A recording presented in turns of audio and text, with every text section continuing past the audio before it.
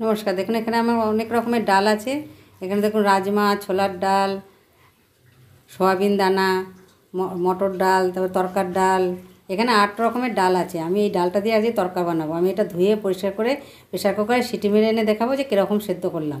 আজকে আমি এটা তরকা করব। এটা আমি 3 ঘন্টা নর্মাল জলে ভিজিয়ে রেখেছিলাম। এখন এটা আমি এটা ধুয়ে পরিষ্কার করে সেদ্ধ করে এনে আপনাদের দেখাবো। দেখুন ডালটা আমার এরকম সেদ্ধ হয়েছে। ডালে আমি এর মধ্যে কী দিয়ে তরকা করব সেটা এটা সাইডে রেখে দেখাচ্ছি। দেখুন এখানে আমি 2টো ডিম ভেঙে নিয়েছি। আর কী মশলা লাগবে আমি রান্না করতে করতে বলবো। চলুন গ্যাসে ফিরে যাই। দেখুন গ্যাসটা জেলে আমি একটু অল্প করে সর্ষের তেল দিয়ে দিয়েছি।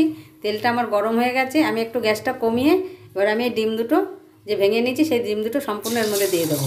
ডিমটা আমি একটু ঝুড়ো ঝুড়ো করে ভাজবো। ডিমটার মধ্যে খুব সামান্য একটু নুন দিয়ে দেবো। দিয়ে এখন এটা ভেঙে চুড়ে খুব ঝুড়ো ঝুড়ো করে ভেজে ফিরে আসবো লাল লাল করে।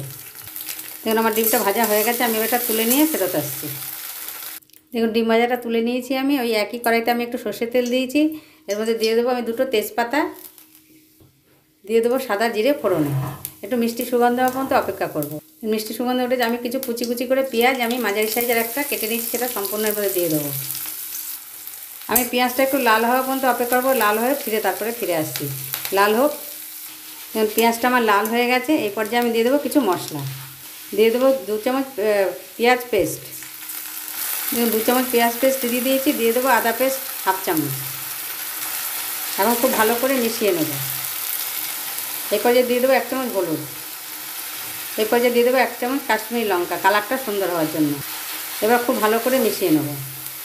এই পর্যায়ে দিয়ে দেবো 1 চামচ নুন। আমি সেদ্ধ করেছি যে তরকার ডালটা, আমি কিন্তু নুন একটু দেইনি। আপনাদের নুনটা আপনাদের স্বাদের মতন দেবেন। আমি আমাদের স্বাদের মতন দিয়েছি। নুনটা কিন্তু সকলের সমান স্বাদ থাকে না। সকলের কাছে অনুরোধ রইল লাইক দিয়ে পুরো ভিডিওটি দেখার জন্য অনুরোধ রইল। এবার আমি খুব ভালো করে নেড়ে চেড়ে নেবো যতক্ষণ না কাঁচা গন্ধ যাচ্ছে, মশলার থেকে তেল ছেড়েছে, ততক্ষণ আমি কষিয়ে তারপরে ফিরে আসবো। দেখুন মশলাটা কষা হচ্ছে। এই সময় আমি দিয়ে দেবো, আমি একটু হাতে রগড়ে নিয়েছি কস্তুরি মেথি, সেটা সম্পূর্ণ দিয়ে দেবো। দিয়ে খুব ভালো করে মিশিয়ে নেব।